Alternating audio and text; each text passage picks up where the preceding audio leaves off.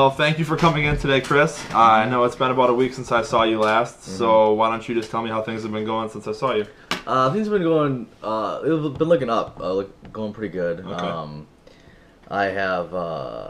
We talked a lot about last time. The issues with my girlfriend and arguing, and bringing up how I feel right away. Yeah. At the argument, and that's been pretty good actually. I thought it was gonna go bad because it always does, but surprisingly, I've been patient with it, and it's actually gone pretty well. Okay.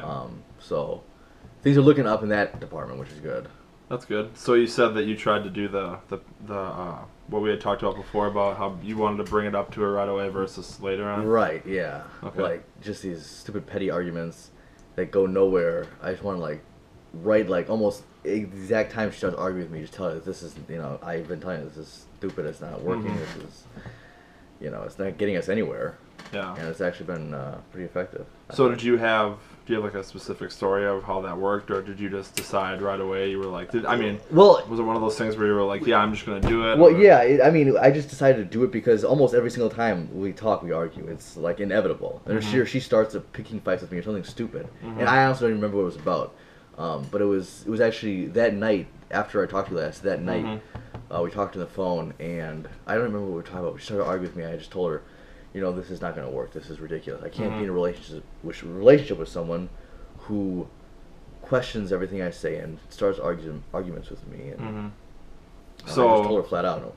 My first question is how was her reaction? Well, what did she say? She was surprisingly understanding. I'm actually, I didn't think she was going to be like this, but she was just like, okay, I understand. And I'll try and stop it too.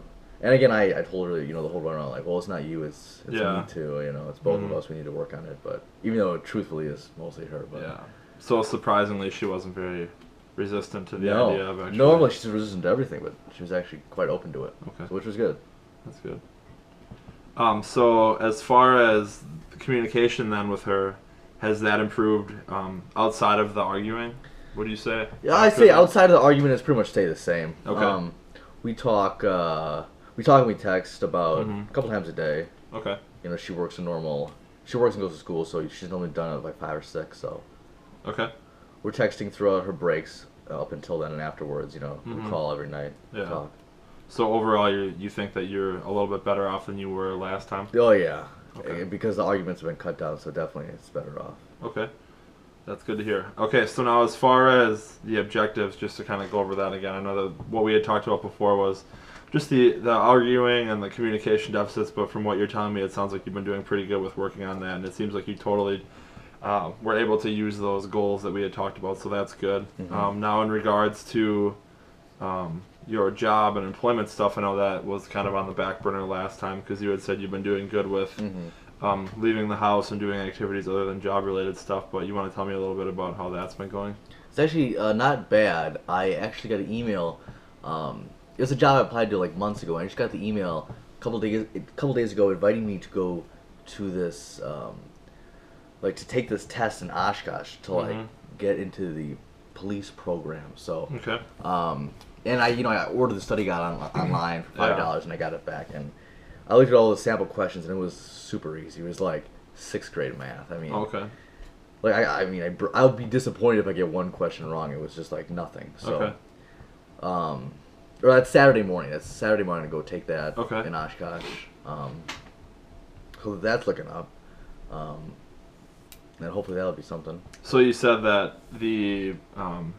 this was something that you had applied to in the past, and it just kind of came up, and it's as recent as this Saturday, you just said? Yeah, I applied to this, I don't know, months ago, like October, November maybe. And I kind of forgot about it because I kind of figured it was nothing. Then all of a sudden I got this email, and they're like, you've been chosen, you've been selected to come to Oshkosh and take this thing. Okay.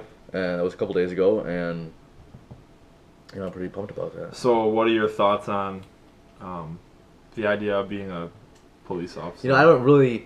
I've never been a big fan of authority figures or police. Okay.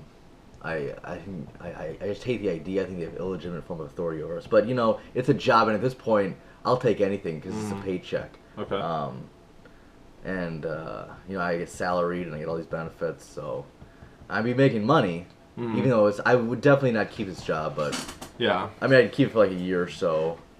But it's money, so I So can't complain. you're saying that's kind of the motivating force with you now with the job thing, is if they're offering you to take the test and you got the job, this would be something that you would accept. Yeah, I would accept it. Yeah, Okay. because they said like the price of the what you make is anywhere from like 43 to 59 a year. Mm-hmm. I obviously, since I'm just starting out, I would make on the lower end, but Mm-hmm. that's still way more than anything have Mm-hmm. any other options I have. So Is that something that requires the use of your college education? they require an associate's degree and a bachelor's degree preferred. So I have a Okay. bachelor's degree. So I have a little I guess advantage there. Okay. But they also want like security experience is Mhm. preferred. I don't have any of that. Okay.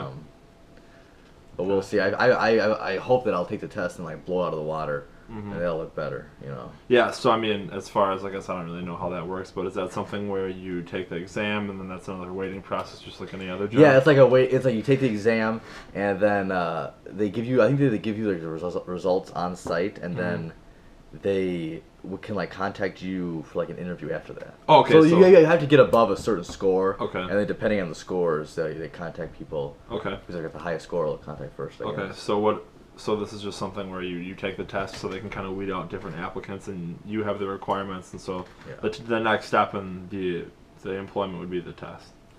Right. Okay, so I mean, from what you just said with your issues with authority figures and the police officer thing in general, do you foresee that being an issue?